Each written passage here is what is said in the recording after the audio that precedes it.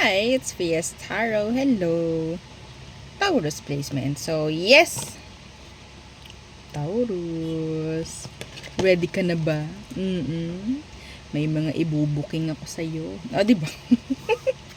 Meron akong mga ibubuking. Alam niyo ba ibubuking? Mga ilalahad, mga ilalantad. Yan, mga ganyan. Mga ibibisto. Yan, sa inyo. Ngayong buwan ng August. Okay, kung ano man yan, let's spill the tea. Diba? Again, kung may mga tanong, mag-message lang po. Okay? Message sa akin pong FB page. Okay? So, yes, available pa po lahat ng ating charms. Sa mga nagtatanong at interesado, okay, private reading, mga charms, yung ating mga pampa-attract. Yes, available pa. Diyos ko, bilisan nyo na. So, excuse me, let's start. So, kuha tayong tatlo for you, Taurus.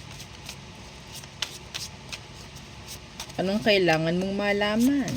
Ano bang dapat kong i-booking sa inyo? Diba?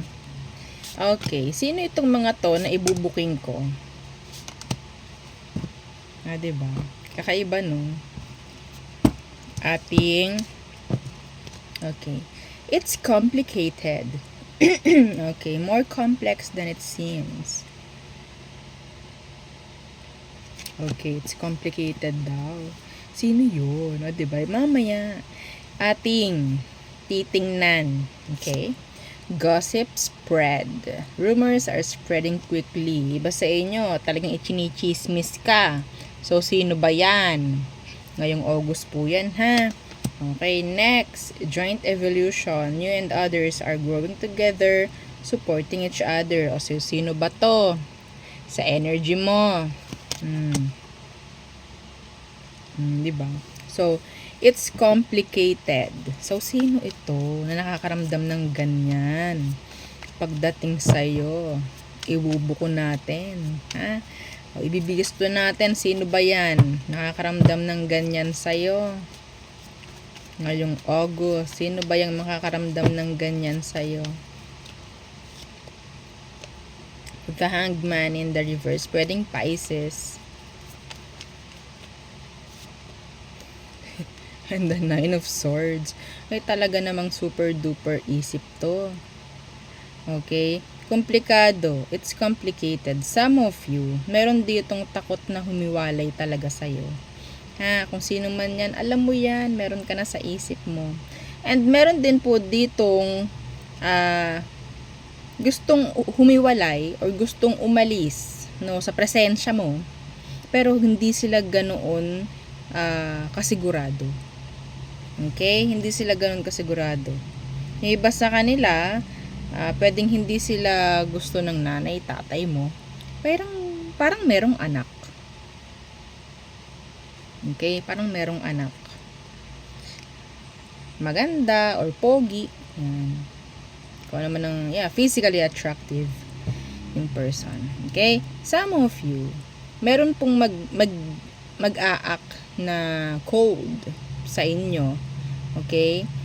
Kasi komplikado nga yung sitwasyon nila. Hindi ko alam kung nasabi na ba or nabanggit na ba ng mga to sa inyo yung kanikan lang mga sitwasyon, kung anong meron. Okay, basta bigla na lang silang lalayo. Meron silang mga tinatago. Okay? I don't know, pwedeng hindi nila kayang aminin sa'yo or what. Ilista nyo po lahat ng sinasabi ko. No, so next, gossip spread. Rumors are spreading quickly. So, sino ito na may chance or may gagawing ganito sa iyo sa buwan ng August? Okay, sino ito? The Knight of Cups. So, meron akong naririnig, be careful ha. Kiss and tell. Alam nyo ba yon? Ako nga alam ko eh. Meron ditong kiss and tell.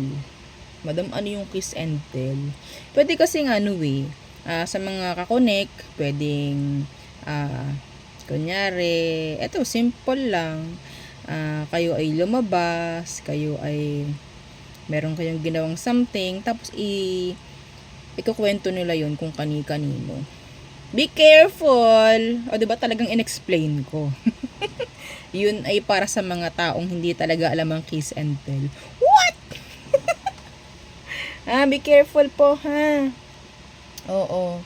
Kung talagang kayo ay na-excite na sa mga paganyan-ganyan, palipasin nyo muna ang buwan ng August. Hanggang sa mawala itong energy na to. Okay? Medyo Yeah, 7 of Swords. Akala nyo okay siya. Yun pala, may mga ginagawa siya behind you na talagang hindi maganda. Yung imbis na i-sikreto nyo dahil yun ay private. Sabihin nating pinagmamalaki pa niya. Like detail by detail. Why? Because some of them gusto nilang maka-attract ng iba pa.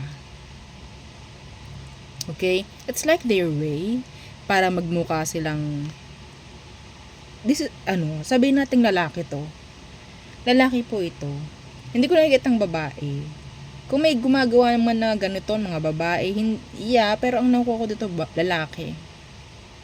Lalaki ito. No? Okay? So, napaka-specific nito. Baka mamaya ikwento kayo. Ang hirap nito, baka mamaya may mga camera dyan. Madam, ba't ganyan yung reading? Hindi sa gabay. Gabay! Okay? So, kung sino man ito, pwedeng napaka-charming niya pagdating sa'yo. Hindi mo makakalayan, ay, ganyan ka pala. Oo. Pakiramdam ko, ang dumi-dumi ko. Mga ganon. So, joint evolution, you and others are growing together, supporting each other. This is good. Okay, sino itong mga to, or sino to na pwedeng makatulong sa inyo para kayo ay mas lalong umunlad, 'di ba? Sa buwan ng August. Sa buwan ng August. Sino ito? The Knight of Pentacles. Isa siyang kuripot. Yes, ang hilig nitong mag-save. Okay po. Temperance in reverse. 2 of Cups. So, may chance po na kayo ay matutulungan, lalo na yung iba dyan na parang galit na galit sa pera. I think this is like pagdating sa growth mo, pwedeng sa pera, pamemera. Merong mga tao or meron ditong tao ang makakatulong sa inyo. Okay, bibigyan ka niya palagi ng opinion, gabay niya. Ganito gawin mo. Ay, wag kang maging galit sa pera. May ganyan po. Makinig kayo sa kanya. Okay? Makinig kayo dito sa taong to. Kung sino man to. Okay po? So, yeah. We have here the moon. We have here the wheel of fortune. Hindi nyo akalain na talagang itong taong ito ay meron talagang maiaambag sa inyo. Yeah. Lalalim ang connection nyo nitong taong to. Okay? I'm hearing partnership in general. Partnership. Okay? So, pwedeng kayo is magkakatulungan din. Pwedeng ikaw may alam ka sa ganito at may tutulong mo yun sa kanya. Vice versa. This is nice, no? Pero, yeah, be careful, sa iba nating nakita rito. Alam nyo na. So, tayo tumungo na sa person. The person on your mind. Taurus placements. The person on your mind. Let's see. Ang sarap ding ibuko, no? Or i-booking ng mga person nyo. Gusto nyo ba yun? Anyway.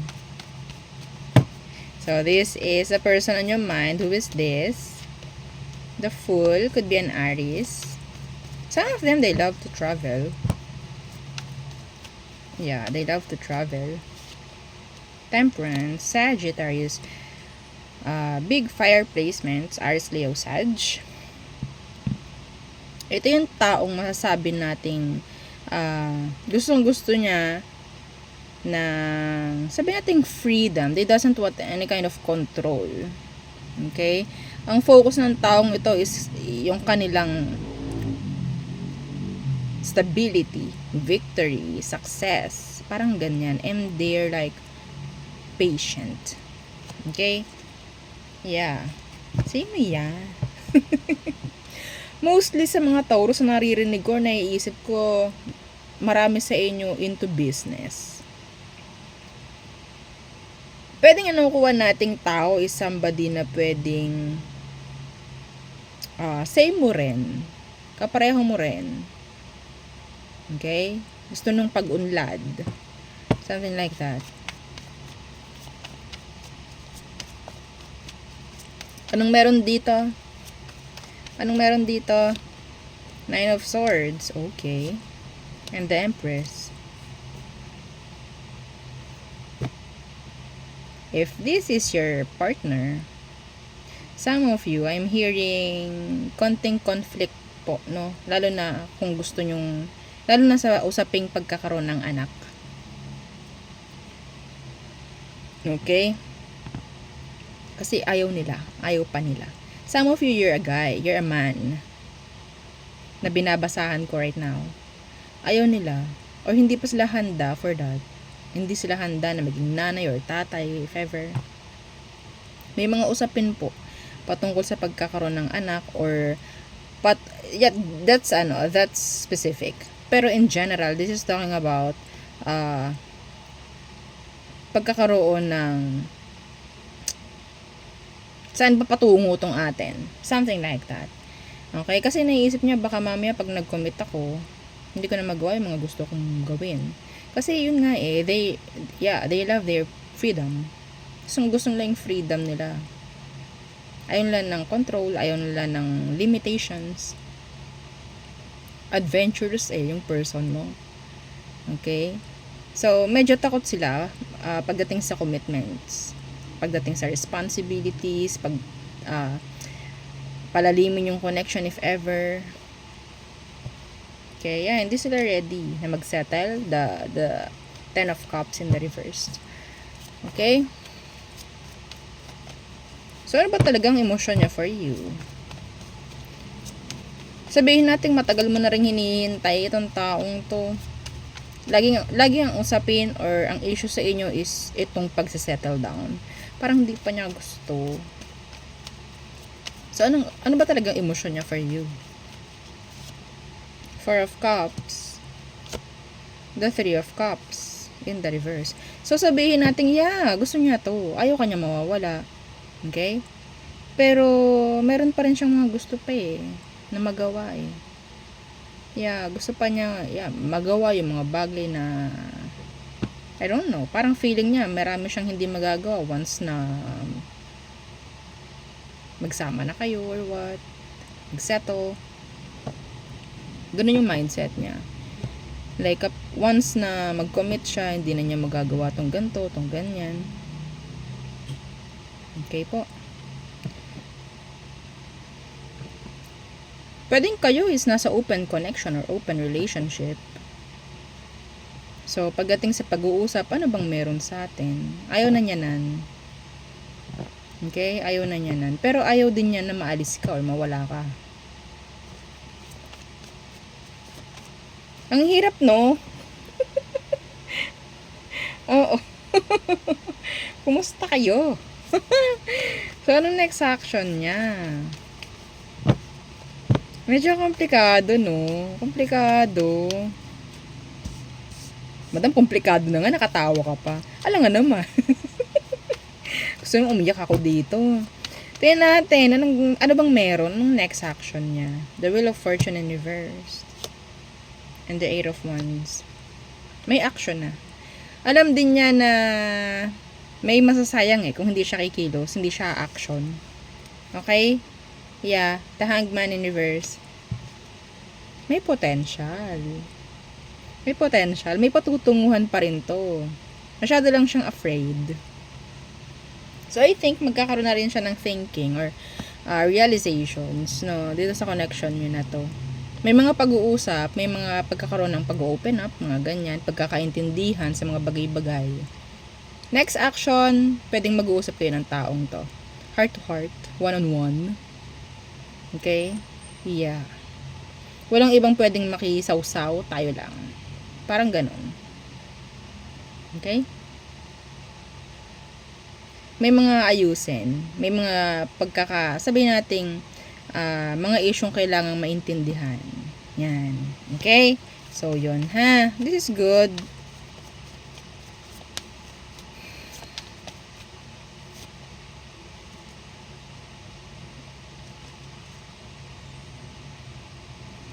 Sana magkaintindihan, sana magkaunawaan.